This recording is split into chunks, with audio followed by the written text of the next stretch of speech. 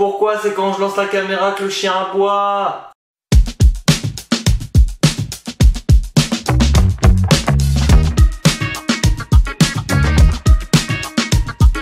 Salut à tous, c'est Fag, j'espère que vous allez bien et aujourd'hui on se retrouve pour une vidéo que je suis très content de tourner. C'est la preview du match entre le Bayern et le Bayer Leverkusen qui aura lieu ce samedi soir. Ouais, 18h30, d'ici que ça finisse, on peut dire samedi soir je pense. En tout cas il fera nuit. J'arrête de dire que je suis content à chaque vidéo. Évidemment que je suis content, j'aime trop faire ça. Bon, c'est pas quelque chose que je fais très souvent les previews parce que je me dis, bon, parler du match avant, regarder le match et parler du match après, ça fait peut-être beaucoup. Mais là c'est très certainement le plus gros choc de la saison. On a littéralement le Bayern qui est prétendant tous les ans au titre et on a le champion en titre sortant. Donc, faut qu'on en parle. D'ailleurs, petit disclaimer, normalement c'est la dernière fois qu'on se retrouve avec un micro horrible. Voilà, demain le nouveau micro arrive, en tout cas le micro intermédiaire avant d'acheter un vrai gros micro. Donc on espère que ça réglera quelques soucis de son. Sur ce, n'hésitez pas à mettre un pouce bleu si vous aimez ce type de vidéo et on commence tout de suite. Concrètement, on va détailler ça en plusieurs parties. Je pense que ça sert à rien juste de partir dans tous les sens. Déjà, on va parler de la dynamique des deux équipes, où est-ce qu'elles en sont actuellement. Ensuite, on va peut-être un peu parler du 11 de départ de chaque équipe, de la bataille des coachs, parce que je pense que c'est quelque chose de très intéressant. Je vais vous donner un joueur à suivre par équipe pendant ce match, et on va finir par mon pronostic. Là, il va falloir se mouiller. Bon, pour tous les fans de Bundesliga et ceux qui suivent le championnat allemand d'assez près, la dynamique elle est simple. Le Bayern München actuellement, est en train d'écraser tout sur son passage sans exception. Les derniers matchs c'est quand même 6-1 contre Kiel, 9-2 contre Zagreb, 5-0 contre le Werder qui n'a même pas réussi à tirer sur le but du Bayern. Et depuis le début de saison, c'est simple, le Bayern a gagné tous ses matchs haut la main. Voilà, enfin, sauf celui contre Wolfsburg, mais bon, on va faire comme si ça n'avait pas existé. Leverkusen, eux, c'est un petit peu plus mitigé. Alors, techniquement, ça gagne tous les matchs, sauf un contre Leipzig qui était un gros match aussi, pour l'instant c'était peut-être un des tout meilleurs matchs de la saison. Mais bon, je vois déjà des supporters dire « Ah, Leverkusen a déjà perdu un match, ça va être compliqué pour eux cette saison ». Alors déjà les gars, perdre un match lors d'une saison, ça arrive à tout le monde. Donc c'est pas un match qui va changer grand chose à la fin. En plus, techniquement ils en ont perdu un seul. Depuis combien de temps? On rappelle l'année dernière, invaincus toute la saison. Cette saison, ils n'en ont perdu qu'un seul. Donc faites les calculs. Sur quasiment 40 matchs, même peut-être sur 40 matchs, 18 x 2 plus 4, ils ont perdu 1. C'est pas grand chose. Accessoirement, ils ont aussi gagné la Coupe d'Allemagne, ils sont allés en finale d'Europa League. Donc techniquement, à part Leipzig et Atalanta en finale de l'Europa League, ils n'ont pas perdu beaucoup de matchs. Donc bon. Ça va à niveau dynamique. Le problème que tout le monde voit et que j'arrête pas de répéter et que beaucoup répètent, c'est que Leverkusen cette saison prend une pelletée de buts. Oui, parce qu'on sait que le Bayern München actuellement, la défense c'est clairement pas le point central de leur jeu. Mais bon, malgré tout, ils ont marqué 16 buts, ils en ont pris que 3. Et pourtant on sait tous que les attaques en Bundesliga c'est le point central. C'est clairement le championnat où il y a le plus de buts. Chaque week-end on a une pelletée de buts.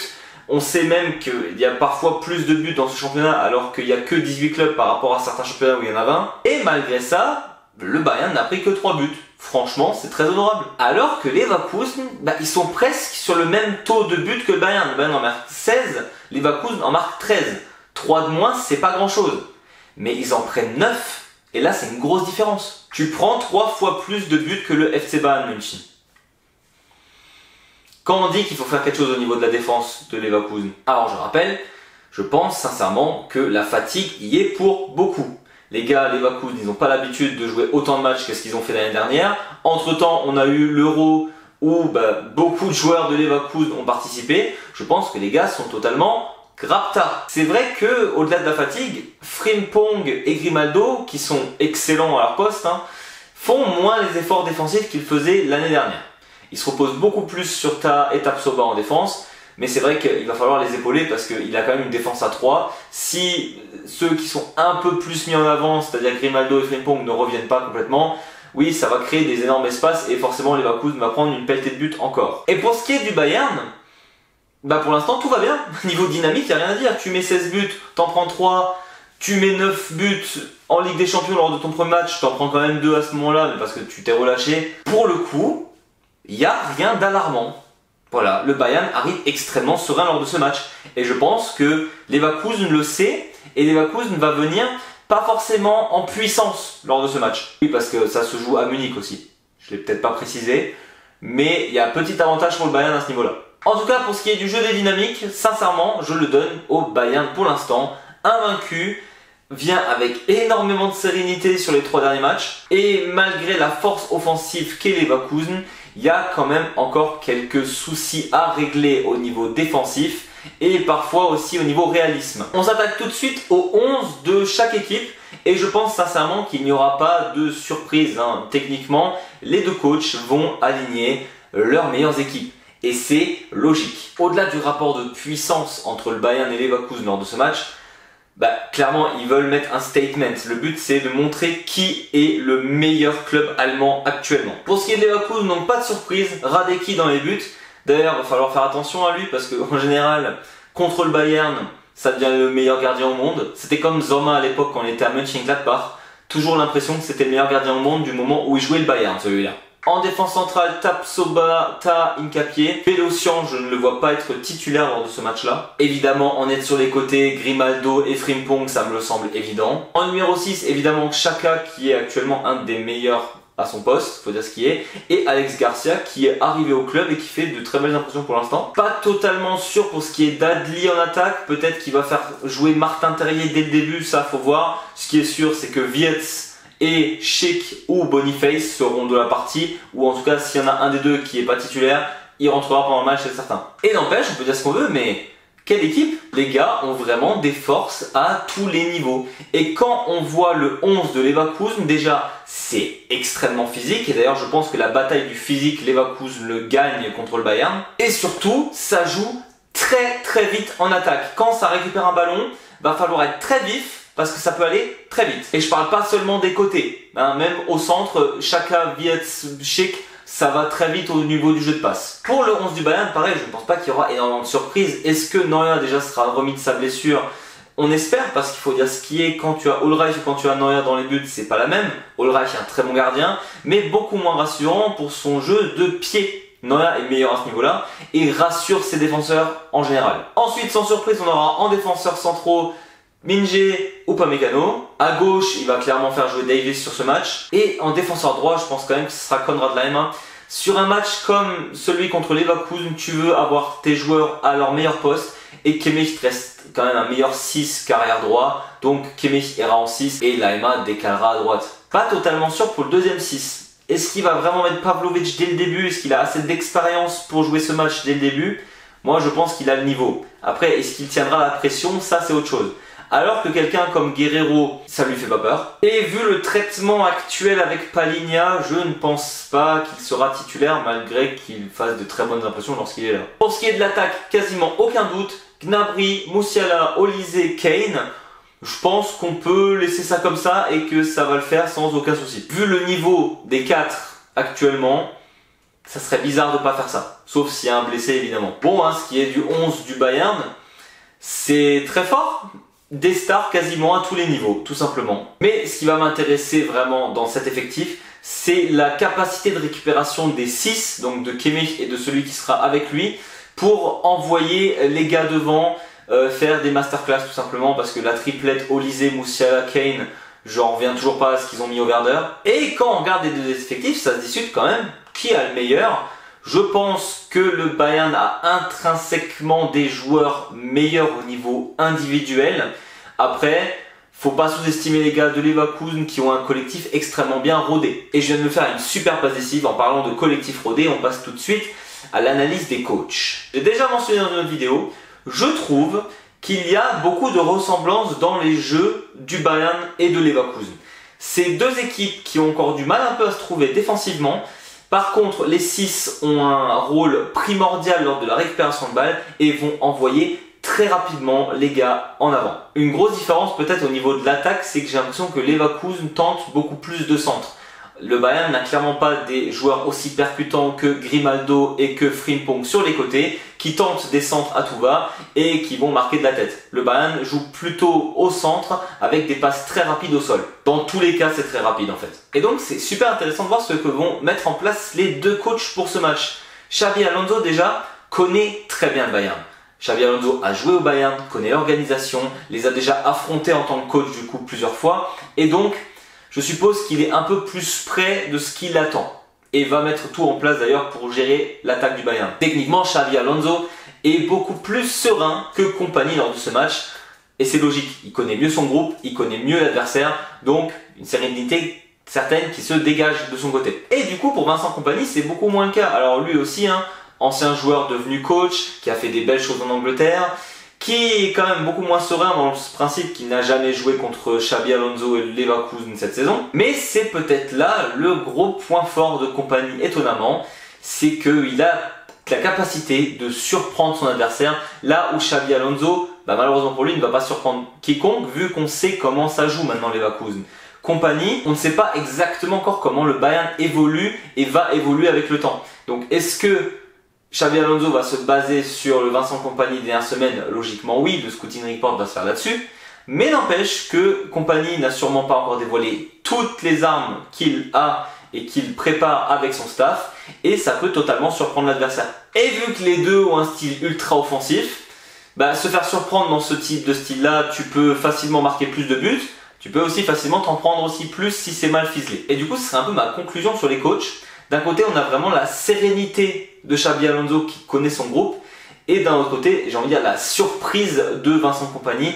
Qu'est-ce que ce coach peut apporter lors d'une rencontre pareille? Est-ce qu'il va faire les bons choix? Est-ce qu'il va oser faire les choix pendant le match s'il voit que certaines choses ne fonctionnent pas? On sait que Xabi Alonso n'aura aucun problème à faire ces changements. Est-ce que Kompany les fera? Ça, c'est une bonne question. Parce qu'on ne peut pas dire qu'on ait vu Kompany encore sous pression au Bayern. Et lorsqu'il se trouvera sous pression, c'est là où on va voir est-ce qu'il est capable de faire les bons choix ou non. Par exemple, Leverkusen, s'il continue à jouer sur des centres, est-ce que tu veux Minge en défenseur central? D'ailleurs, c'est un Anglais, c'est connu que les Anglais sont très bons de la tête et d'ailleurs est bon de la tête. Est-ce que tu voudrais pas avoir un défenseur comme ça pour gérer les gars en face? À voir. On arrive ensuite aux joueurs à suivre. Et là, c'est très simple. Je vois les deux effectifs. Je vois les deux jeunes pépites stars, comme vous voulez, de l'équipe d'Allemagne. Jamal Musiala et Florian Wirtz. Bon, déjà, les deux joueurs s'adorent sur le terrain. Voilà, ça c'est quelque chose de génial en équipe d'Allemagne. On a deux prodiges qui sont absolument fantastiques, qui adorent jouer ensemble. Pour l'instant, ils sont encore adversaires en club. On verra combien de temps ça dure ça. Mais c'est clairement ces joueurs-là que je vais regarder le plus, parce qu'au-delà du côté star de ces deux joueurs, de ces deux prodiges, c'est eux qui dirigent actuellement les attaques de leurs équipes respectives. Et surtout plus ou moins de la même manière. Ça récupère les ballons, le ballon colle au pied, percussion en avant, la bonne passe au bon moment, le bon dribble quand il faut. Florian Wirtz et Jamal Musiala ont vraiment un rôle primordial dans les effectifs respectifs. Je suis pas en train de dire qu'il y a des rôles plus importants que d'autres. Je dis juste que sous la pression, ça reste quand même des joueurs encore extrêmement jeunes.